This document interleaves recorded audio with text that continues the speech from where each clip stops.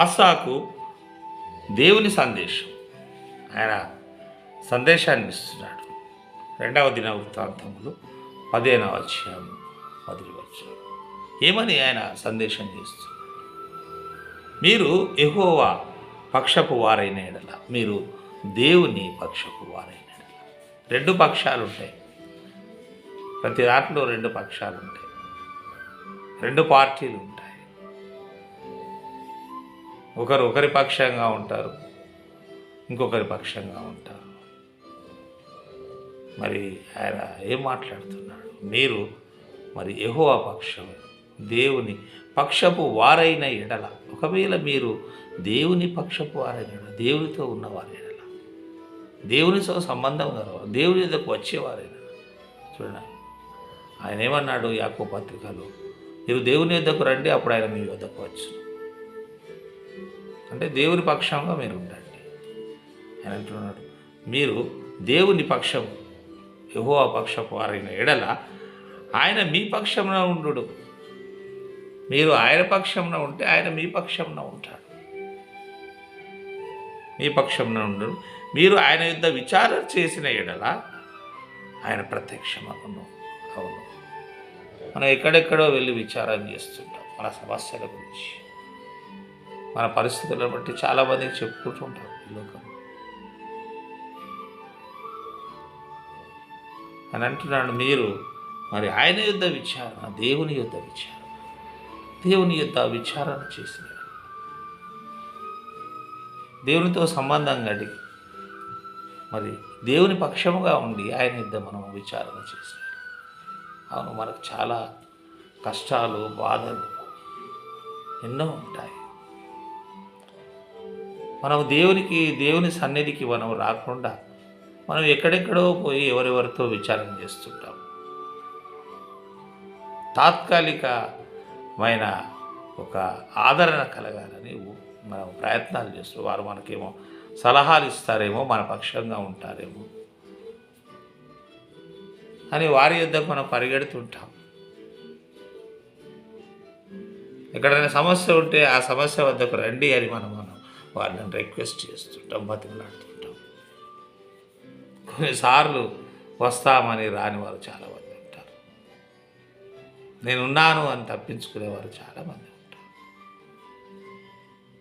కానీ మనం ఎవరిని కూడా ఇవ్వనకూడదు. ఎందుకంటే మనం ఎవరి పక్షంగా ఉండాలి? మరి దేవుని పక్షంగా ఉండాలి. అప్పుడు ఆయన మన పక్షంగా ఉంటాడు. మీరు ఆయన యుద్ధ విచారణ చేసేలా ఆయన ప్రత్యక్షమగును అంటున్నాడు. దేవుడే మనకు ప్రత్యక్షమగుతాడు. ఈ విషయం మనం గ్రహించలేము. దేవుడు ప్రత్యక్షం కాలేడేమో. దేవుడు ఎట్లా ప్రత్యక్షమవుతాడు అని అంటారు. నీ కార్యం జరిగినప్పుడు ఆ దేవుడు ప్రత్యక్షమవుతాడు. నీకు మేలు జరిగినప్పుడు దేవుడు ప్రత్యక్షమగినాడు. నీవు అపవాదిని ఎదిరించి దేవుని యుద్ధకు వచ్చినప్పుడు దేవుడు నీకు ప్రత్యక్షమైనట్టే. దేవునికి లోబడితే దేవుడు నీకు ప్రత్యక్షం. దేవునికి లోబడేవారము అంటే దేవుడు ప్రత్యక్షం అవుతుంటాడు. అనేక అద్భుత కార్యములు మన ఎలా జరిగిస్తున్నారు.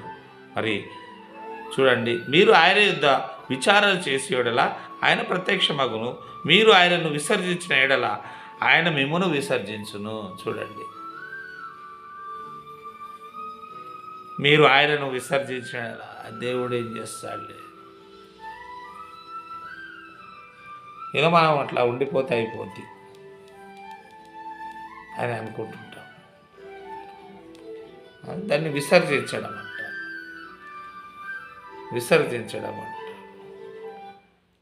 మరి మీరు విసర్జించిన ఎడల, దేవుణ్ణి విసర్జించిన ఎడల ఆయన మిమ్మును విసర్జించలేడా? మనం చేసేయన్నీ చేస్తూ దేవుడు ఉన్నాడు అంటుంటాం, కానీ దేవుని యొద్దకు రాము. దేవునికి లోబడి ఉండవు. దేవునికి లోబడి ఉండకుండా మన ఇష్టం అన్నట్టు మరి మనం ఉంటుంటాం. దేవునికి సమయం ఇవ్వం, దేవుని యొద్దకు వెళ్ళాం, మనం నిర్లక్ష్యం చేస్తుంటాం. మన సమస్యలు తీరాలని అనుకుంటుంటాం. మనకు సమస్యలు ఉన్నప్పుడు అనేక మంది సంప్రదించి వారి సలహాలు కోరుకుంటుంటాం.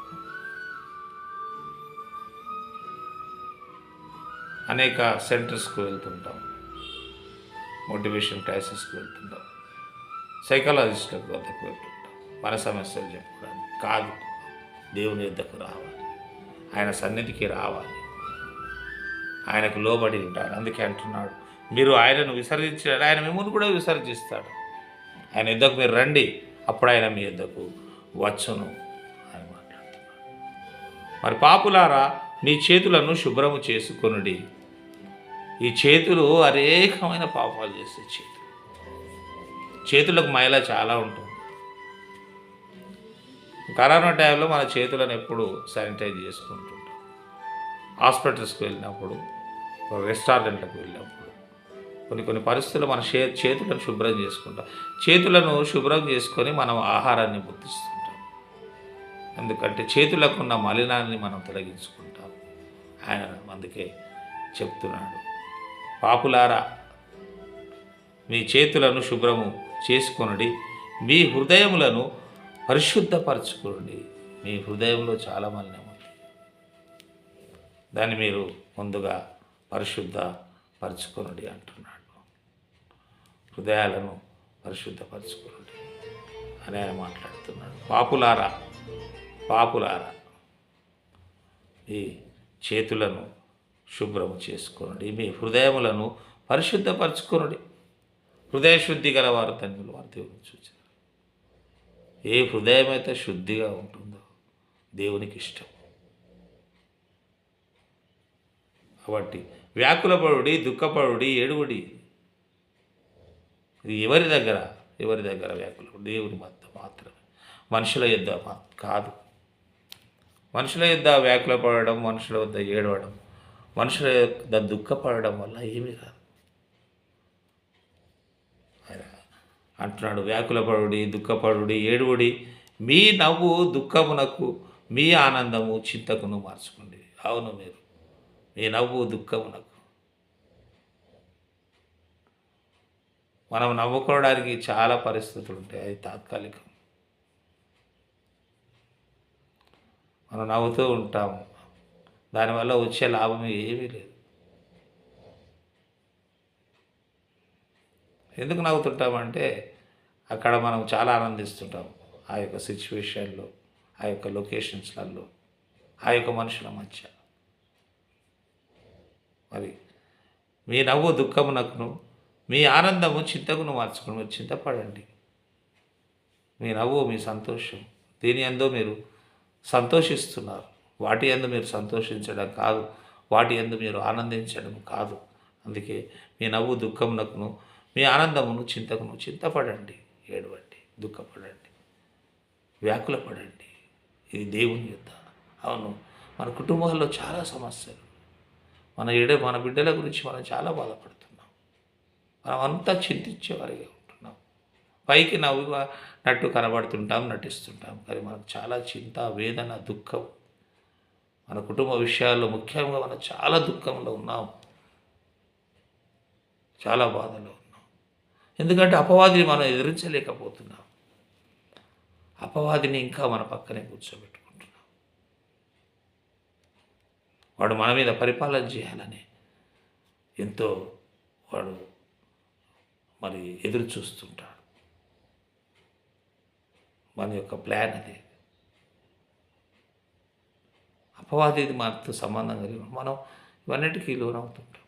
అందుకే అంటున్నాడు, మీ నవ్వు దుఃఖమునకును, మీ ఆనందం చింతకును మీరు మార్చుకోండి. మీ వ్యాకులపడండి, దుఃఖపడండి మీ సమస్యల గురించి. అది దేవుని యొద్ద, మనుషుల యొద్ద కాదు. మార్చుకోండి. ప్రభువు దృష్టికి మిమ్మల్ని మీరు తగ్గించుకోండి. ప్రభువు దృష్టికి మనం ఎప్పుడూ తగ్గించుకునే వారిగా ఉంటాము. ఆ తగ్గించుకున్నప్పుడు మనం ప్రభువుతో సంబంధం కలిగి, ప్రభు మీద భారం పెట్టి, మనం దుఃఖించి, ఏడ్చి, వ్యాకులపడే స్వభావాన్ని మనం కలిగి ఉంటాము. అది ఎప్పుడు ప్రభువు దృష్టికి తగ్గుదల కలిగినప్పుడు, తగ్గించుకొని ప్రభు సన్నిధిలోనికి వచ్చినప్పుడు, తగ్గించుకొని ప్రభు సన్నిధికి విరిగి నలిగిన హృదయం కలిగినప్పుడు, విరిగిన మనస్సే దేవునికి ఇష్టమైన బలు. తగ్గుదల, తగ్గించుకోండి. నీ మనసు విరిగిపోయింది, నువ్వు దుఃఖంలో ఉన్నావు, బాధలో ఉన్నావు, వ్యాకుల పడుతున్నావు, సంతోషం లేదు, ఆనందం లేదు, చింతగా నువ్వు మార్చుకున్నావు, ప్రభు చింతకు నువ్వు వస్తున్నావంటే నువ్వు తగ్గించుకోవడమే. నువ్వు తగ్గించుకొని అనవసరమైన వాటికి నీ సమయాన్ని ఇవ్వకుండా ప్రభువుకు మాత్రమే నువ్వు సమయాన్ని ఇస్తున్నావు అంటే ప్రభువుకు సబ్మిట్ అవుతున్నావు, ప్రభువుకు లోబడుతున్నావు, ప్రభు ఎడల విధేయత కలిగి ఉంటున్నావు. అప్పుడేం చేస్తాడు ప్రభువు? అప్పుడు ఆయన మిమ్మును హెచ్చించును. అవును, ప్రభువులే మిమ్మల్ని హెచ్చిస్తాడు. ప్రభువు మిమ్మలను హెచ్చిస్తాడు. మీ దుఃఖాన్ని అంతా నాట్యంగా మారుస్తాడు. మీరు సంతోషించి ఆనందించి గంతులు వేస్తారు. అదే హెచ్చింపబడతాం. మీరు హెచ్చింపబడేవారిగా ఉంటారు. ప్రభు చింతకు వచ్చినప్పుడు, ప్రభు చింత మీరు మిమ్మల్ని మీరు తగ్గి ప్రభు దృష్టికి మిమ్మల్ని ప్రభు దేవుడు చూస్తున్నాడు. దేవుని దృష్టి మనుషుల మీద ఉంది, మానవుల పైన ఉంది. ఆయన ఎడల భక్తి భయము కలిగే వారి ఎడల ఇంకా ఎక్కువగా ఉంటుంది. కాబట్టి ప్రభు దృష్టికి మిమ్మల్ని మీరు తగ్గించుకోరండి. మిమ్మల్ని మీరు తగ్గించుకున్నప్పుడు, దేవుని యొద్ద మీరు తగ్గుదల కలిగినప్పుడు, దేవునికి సబ్మిట్ అయినప్పుడు ప్రభువు ఏం చేస్తాడు? ప్రభువే మొదలు ఇచ్చిస్తాడు, మనుషులు కాదు. మనుషులు హెచ్చిస్తారు, తగ్గిస్తారు. హెచ్చించినట్టే ఎక్కి చెక్కనో కూర్చోబెడతారు, మళ్ళీ అక్కడి నుంచి కిందికి పడేస్తారు. ఇది మనుషుల యొక్క స్వభావం. నువ్వు హెచ్చుదలలో మంచి స్థానంలో ఉంటే ఓర్చుకోలేరు మనుషులు. నీ బ్రతుకు మంచిగా ఉంటే వారు ఓర్చుకోలేరు. కానీ దేవుడు సంతోషిస్తాడు ఎప్పుడు? ప్రభు దృష్టికి నీవు తగ్గించుకున్నప్పుడు దేవుడు ప్రభువు నిన్ను హెచ్చిస్తాడు. అందుకే ప్రభువుకు లోబడి ఉంటుండి సబ్మిట్ చేసుకోండి. అపవాదిని మీరు ఎదిరించండి, అపవాదిని మీరు ఎదిరించండి అంటున్నాడు. అపవాదిని ఎదిరించడం ద్వారా దేవుడు మనల్ని హెచ్చించే దేవుడుగా ఉంటాడు, మంచి స్థానంలో మనం ఉంచే దేవుడుగా ఉంటాడు. అటువంటి కృప, దీవెన, ఆశీర్వాదము దేవుడు ప్రభువు మనకు అనుగ్రహించునుగాక. ఆమేన్.